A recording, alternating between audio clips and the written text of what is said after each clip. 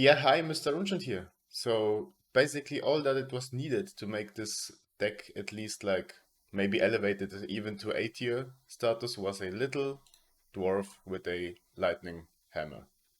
Hi, Mr. Runechant here. Welcome back to another deck tech of Pitchless Aurora version. The deck is evolving. I saw on the Flesh and Blood stream the game from Hala versus Aurora. You have to check it out as well. It was a nice game, and there the Aurora player was playing Nimby, and I also encountered some players on Talisha that are playing Nimby, and Nimby is like such a powerhouse of a card in this deck. Like basically, when you give it go again, it is a 0 for 6. When you play it with Arc Lightning, it is even a 0 for 7 because of the additional ping from Nimblism. Like this is our power turn. That was what the deck needs to keep up with another better decks in the format. Because to be honest, Aurora is fun to play, very fast but very fragile, and aggro decks like Syndra and Maragni may be even faster. Syndra is faster. Maragni has like better disruption. So what we are lacking in disruption or like fastness is this explosive turn with Nimby. When we draw Nimby with Arc Lightning, we then have a chance to beat those decks. But yeah, let's talk about the list now. So basically, this is these two equipment pieces and weapon are our default choice. Ether Iron Wave. I'll still prefer this over Tunic or like over the I don't know, old buckler or something where you get one pitch, because I like the two pitch in the Arc Lightning turn. I like the two pitch when I need to activate Aurora to getting an extra go again from Lightning Flow if you have one. We have a little Lightning Flow generation in this deck, only 6 cards, but still it can happen. Um, Also, Scorpio is always our default weapon because we are playing a red line pitchless deck, so no blues here. Like, yeah, some blues, but not enough to like utilize the Drev Scythe. Then main deck, Burn Up Shock, straight 5 value card. We need cards like this. Electrostatic Discharge, only 2 because yeah, I think this is like the uh, least powerful instant, and I wanted to try more go again enablers like Fly High, but I will talk about this in a minute. Then Flowing Storm Strike, one of the better lightning cards in this deck. I very like the twice per turn instant +1 on attack, and because it is very flexible and also sometimes difficult to block for our opponent, and it creates a lightning flow token, so it has a real on hit. Then, yeah, I play 2 copies of Flying High. I prefer playing the red Flying High over the, what is it called? Red Quick Succession. We're playing the Quick Succession in yellow simply because Flying High can give Nimby go again, and this is like the strongest card in this deck, I think, and also it can give Snatch go again. So basically, it is not depending on the attack to be a lightning or a Runeblade attack. And also the +1 is very nice, giving Nimby an extra breakpoint. Then Gone in a Flash, like the best lightning attack in the whole game. Lightning Press, also very powerful instance to push our on hits with Burn Up Shock and Snatch. Lightning Surge, very good setup card. Then Nimbism and Nimby package. We play Nimby, fetch Nimbism, and even Nimbism. You can play it like for 0 to give every attack in the deck like +3, which is also good by itself. Then Path of the Same Ends, very flexible, 0 for 4, possibly go again, or if you have a pitch left, it is a go again card. Ravenous Rebel, we are mostly a red line deck. We only play 6 not red cards most of the times, so basically a 4 go again. Rush of Power, I overseen this card at first. It is with Quick Strike and on hit a 0 for 5. As the same logic as Burn Up Shock, we need cards like this. Sigil of Solace, the most flexible instant. I really like it. I prefer to play 3 sigils instead of 3 electrostatic discharge. Maybe I will change that, but for now we play 3 sigils. Then Snatch, powerhouse of a card with natural go again, the best on it in the game. Everybody wants to draw cards, basically. Arc Lightning, our best non-attack action. This into Nimby, and we also play like the Iron Reef chest, and we play Crown of Dominion with the gold token. Can easily get like up to 7 value. So this is like our power turn. This is the turn we have to pull out to win the games. Quick succession. As I mentioned, I prefer to play the yellow version because to give 2 next attacks plus go again, it is much easier than to give like plus 3.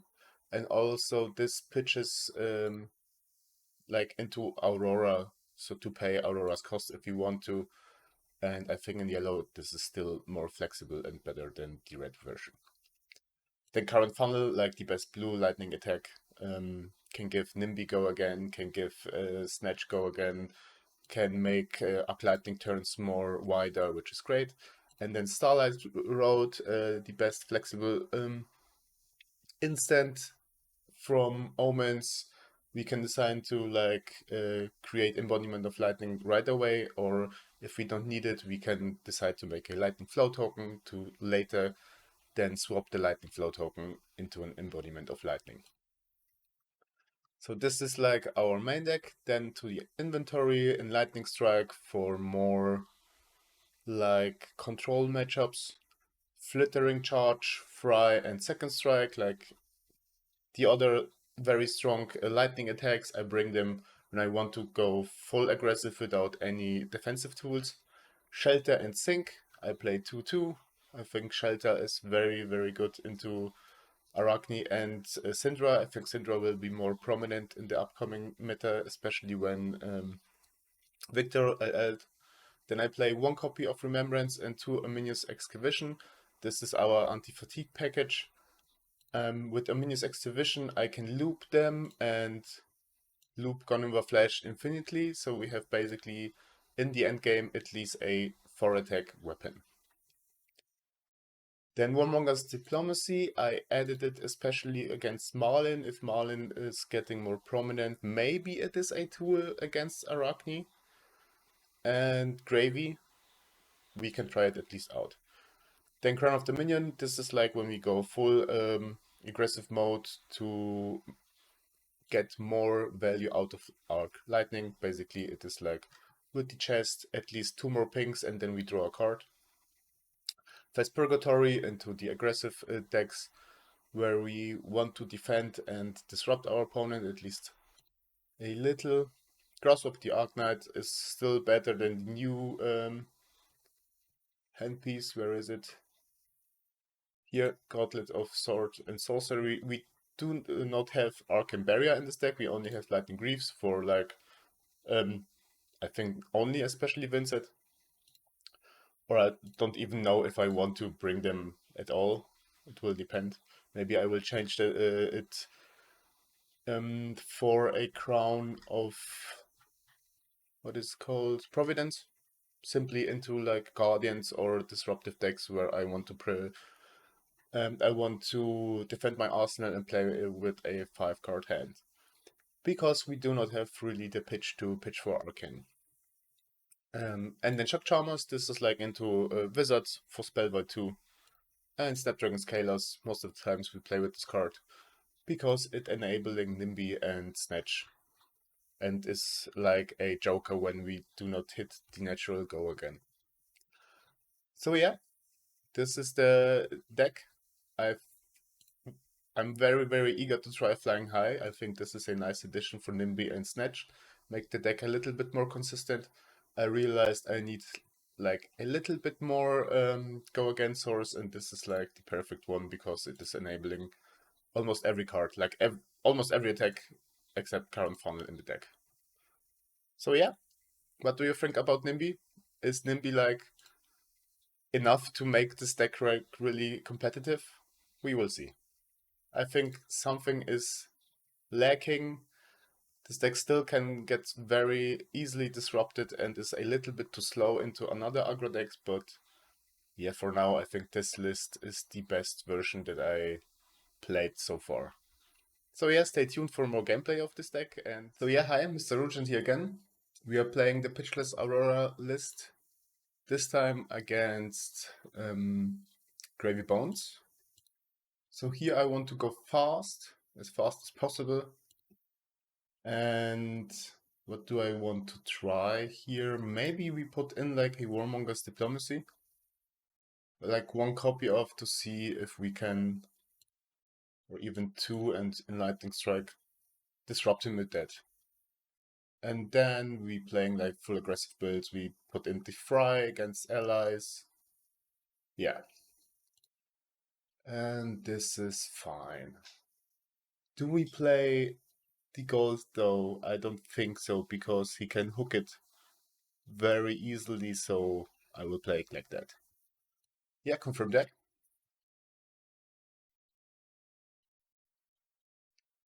So unfortunately he is starting here. It is always better for the Gravy player to start. He can like set up some allies.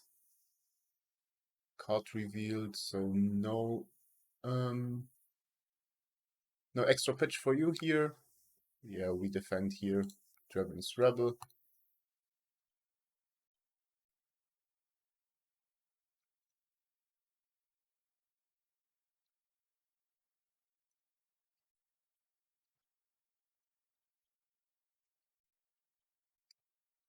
So here I could like disrupt him, but he can still play the Golden Skull, and I don't think it is like good enough. The first turn. Do I want to hold to Nimblism? No, I don't need to. I block like that.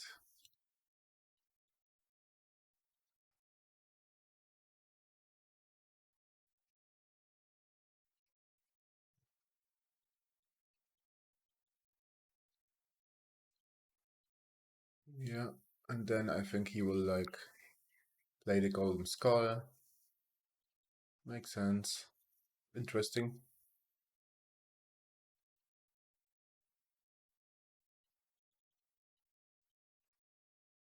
So, okay, here we can go into quick succession, Rush of Power, Ravenous Rebel, or current funnel Ravenous Rebel, and then this hit with Scorpio, so let's do this. Rush of Power for 5 on hit Arcane. Basically 6 value, not defending, very good for us. So here current funnel for 3 go again.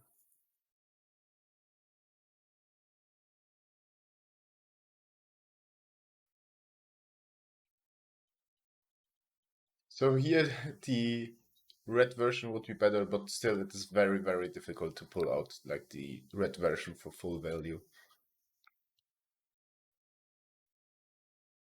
Then here, hopefully another 4 go again. Yeah, it is a 4 go again.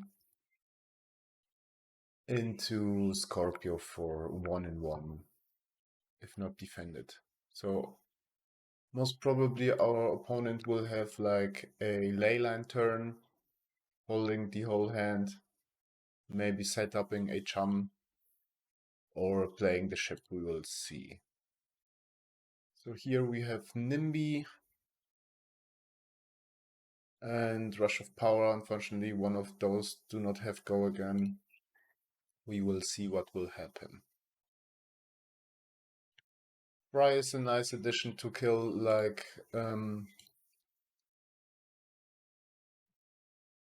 the ally that is preventing damage, because it has like 2 life and 1. Yeah, so it is a leyline turn. with disruption. Makes sense. So I think here I will discard Rush of Power, go with Fry, Ravenous Rebel into Scorpio and killing Rigor Mortis like this. Especially when he pitched already a Fearless Confrontation. So I think we pass here. Discarding the Rush of Power.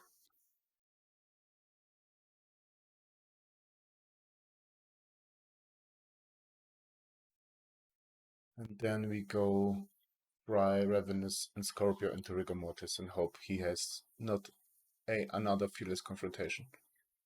So those two are allies. This is a little bit, yeah, those two are must be allies. Or defense reaction could also be. So yeah, I am playing Fry into Gravy Bones.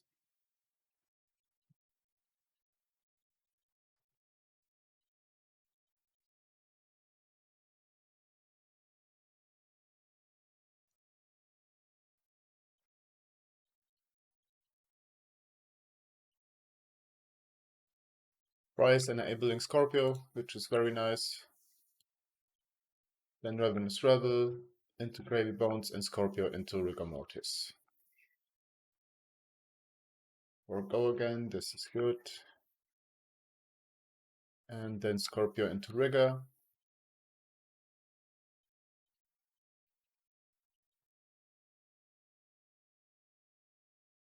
So he's not defending at all. Maybe another ally hand or yeah, ship is possible, but still I think it is better to put Nimby into the arsenal because no natural go again. And I don't want to like play my Snapdragon Scalers right away. Unfortunately, I draw my second Nimblism here. So this will be most likely a ship turn. And he already has like the pitch for it. So do I block that here? I don't want to block that. Then we will block this, this, and this. And this most probably. Okay. So I will take this one. And then. So no ship here. Still has one action point left. No allies. I think I will disrupt him here because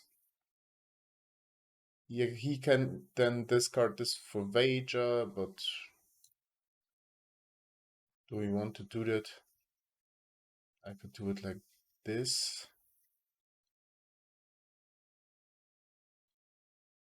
Yeah, I think this is better. And we have a burn-up shock here. We can give this go again into this.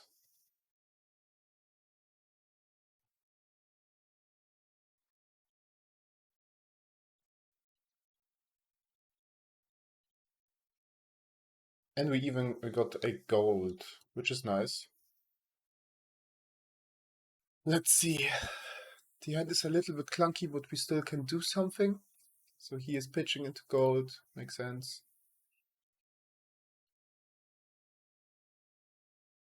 Playing the diamond amulet, playing a golden skull.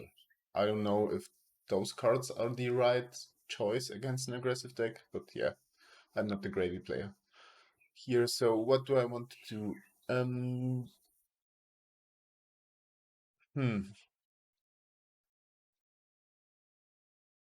I think I will play this pitching and then swing a Scorpio to not IPing myself. And this is like the most threat I can present here. So yeah, let's do that. If he's pitching into Arcane, fine for me, then losing like one, at least two cards. If not, we can present another breakpoint, which is also fine. So no pitching here makes sense. Blocking this, and then I think because he's already low, I can go Nimby into Snapdragon's Keller's Go again. So he's giving me one hand, and then most probably the whole hand with the equipment. It can be a little bit greedy here, but we have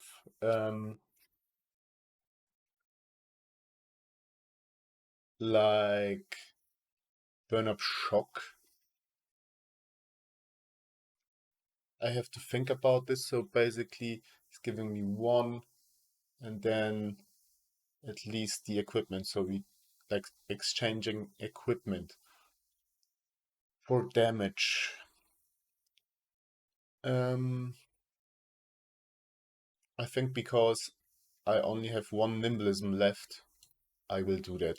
So we're going here aggressive, fetching the last nimblism here. And also we have a gold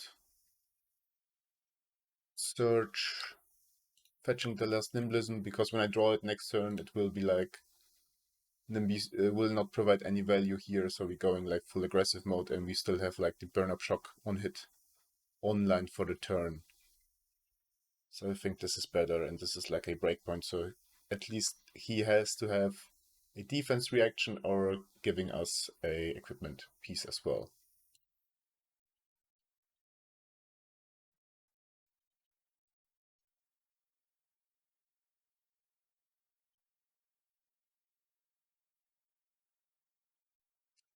Locking here, in the reaction step we choose to give it go again as...